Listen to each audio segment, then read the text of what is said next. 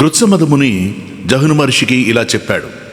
ఎంతటి పాపాత్ముడైనా మాఘమాస వ్రతం చేస్తే పాపాల నుంచి విముక్తి పొంది పునీతుడవుతాడు. దీనికి ఒక ఇతిహాసం ఉన్నది, చెబుతాను విను. శాంతాకారం భుజగశయనం పద్మనాభం సురేశం. పూర్వం కళింగ దేశంలో ఒక కిరాతుడుండేవాడు. అతడికి అపారమైన సంపదలున్నాయి, కావలసినంత పరివారం కూడా ఉంది. ఆ పరివారాన్ని వెంట పెట్టుకుని ఆయుధాలు ధరించి వేటకు బయలుదేరాడు. వేటాడడానికి మృగాల కోసం వెతుకుతూ ఒక చెట్టు కింద విశ్రాంతిగా పడుకున్న ఒక బ్రాహ్మణుడు చూశాడు. అతని దగ్గర ఉన్న వస్త్రాలు, ధనాలు అపహరించాలనుకున్నాడు. అతనిని లేపి అతని దగ్గర ఉన్న బట్టలు, మంచినీడు చెంబు, సంచి అన్నీ ఓడలాక్కున్నాడు. తర్వాత, బాపనయ్య, నీ దగ్గర ఉన్న డబ్బంతా తీసి ఇక్కడ పెట్టు, లేకపోతే చంపేస్తానని బెదిరించాడు. పాపం ఆ బ్రాహ్మణుడు, అయ్యా, నేను చాలా పేదవాణ్ణి, వచ్చేది మాఘమాసం కదా, నర్మదా నదిలో మాఘ స్నానాలు చేద్దామని పెడుతున్నాను, నా దగ్గర సొమ్మేమీ లేదు, నన్నేమీ చేయకు అని దీనంగా వేడుకున్నాడు. వారి మాటలకు కోపం వచ్చి కిరాతుడు అతనిని చేతిలో ఉన్న కరవాలంతో 2 ముక్కలుగా నరికేశాడు. కట్టుబట్టలతో సహా అన్నీ వెతికినా ఆ బాపన దగ్గర ఒక్క పైసా కూడా దొరకలేదు.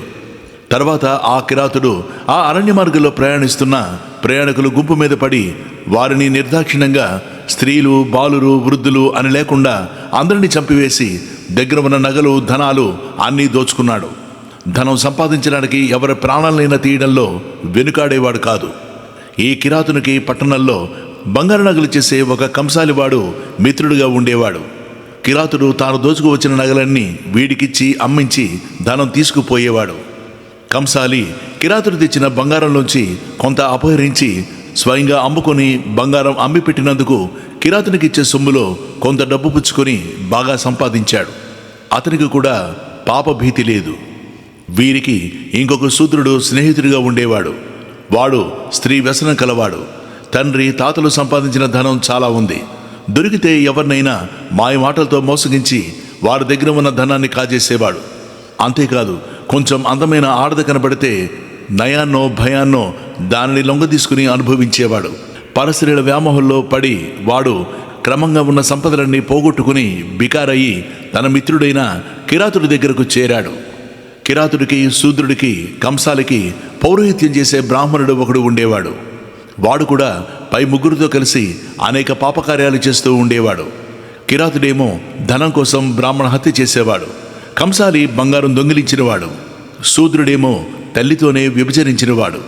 ఇలాంటి వారితో స్నేహం చేస్తూ వారికి పౌరోహిత్యం కూడా చేస్తున్న ఈ బ్రాహ్మణుడు కూడా పంచమహాపాతకాలు చేసినట్లే కదా.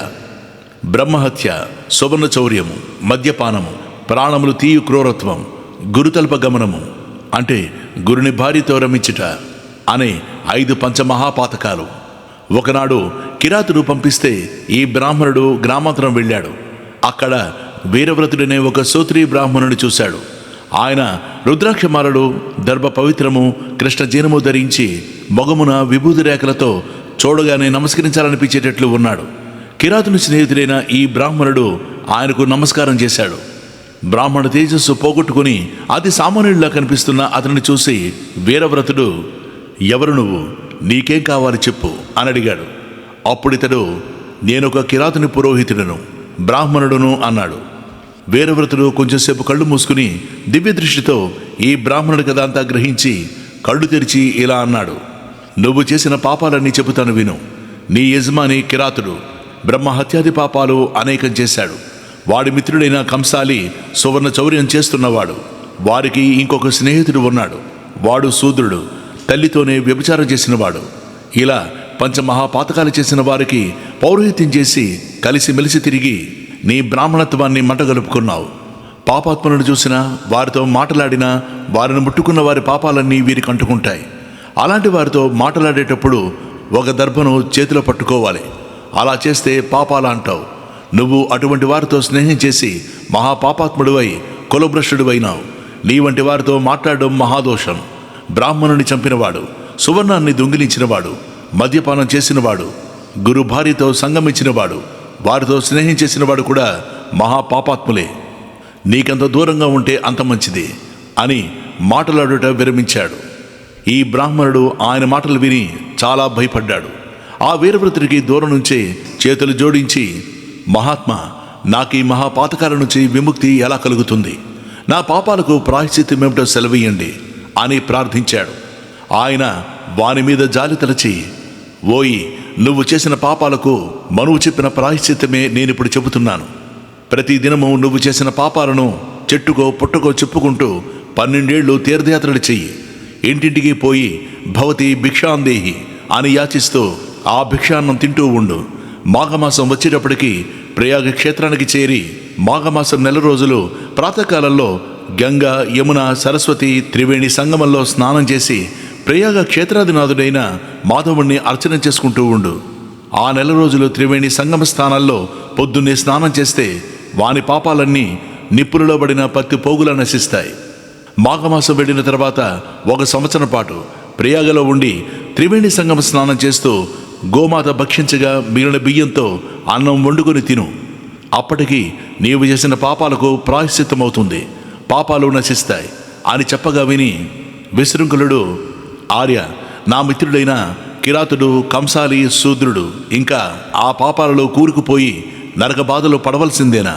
వారి పాపాలకు ప్రాయశ్చిత్తం లేదా అని అడిగాడు. అప్పుడు వీరవ్రతుడు, నీకు చెప్పిన ప్రాయశ్చిత్తమే వారికి వర్తిస్తుంది. నువ్వెలా చేశావో వారిని అలాగే చేయమని చెప్పు అన్నాడు. విశృంఖలుడు మళ్ళీ వీరవ్రతునికి నమస్కరించి, గురుదేవ, మీరు చెప్పినట్లు 12 ఏళ్ల పాటు తీర్థయాత్రలో ప్రయాగ స్నానాలు చేసి ఆ పాపాలకు ప్రాయశ్చిత్తం చేసుకున్నాక తమ సన్నిధికి తిరిగి వస్తాను. అప్పుడు నాకు ధర్మోపదేశం చేసి నన్ను అనుగ్రహించండి అని ప్రార్థించాడు. ఆయన సరే అని వాగ్దానం చేశాక విశృంఖలుడు తీర్థయాత్రలకు బయలుదేరాడు.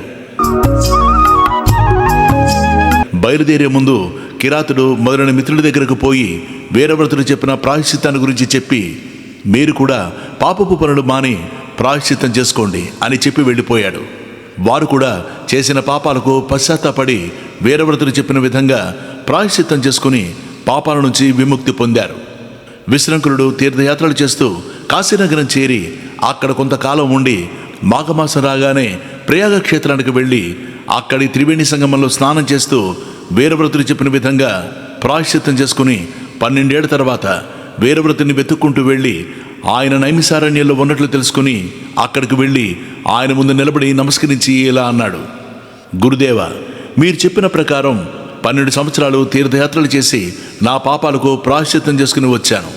ఇంకేమి చేయాలో ఆజ్ఞాపించండి అనగా వీరవ్రతుడు విశృంఖుల్ని ఆదరించి కుశల ప్రశ్నలు అడిగి, విశృంఖల, నీ పాపాలన్నీ నశించాయి.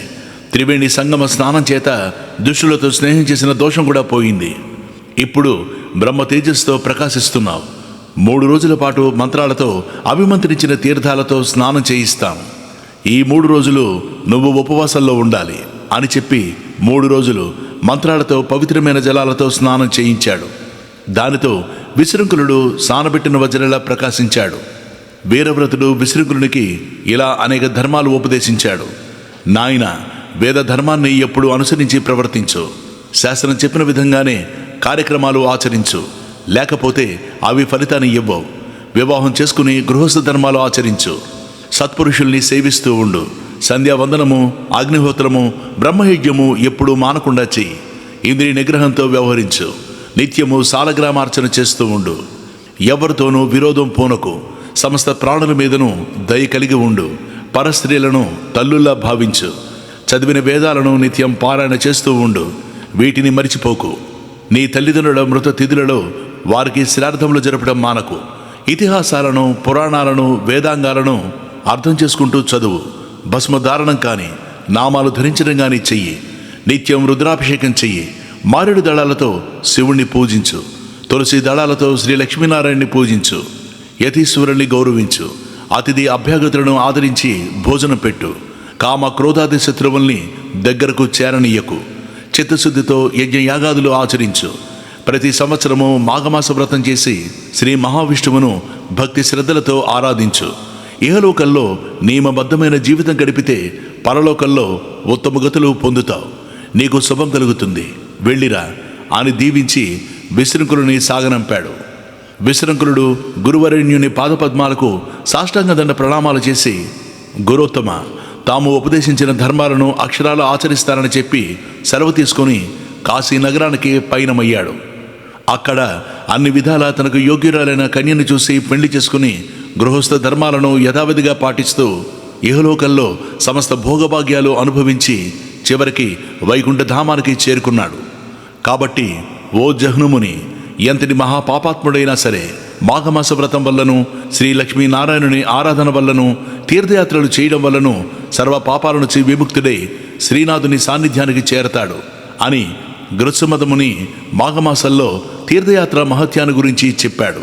శాంతాకారం భుజగశయనం పద్మనాభం సురేశం విశ్వాకారం గగనసదృశం మేఘవర్ణం శుభాంగం లక్ష్మీకాంతం కమలనయనం योगिहृद्यानगम्यं वन्दे विष्णुं भवभयहरं सर्वलोकैकनाथम्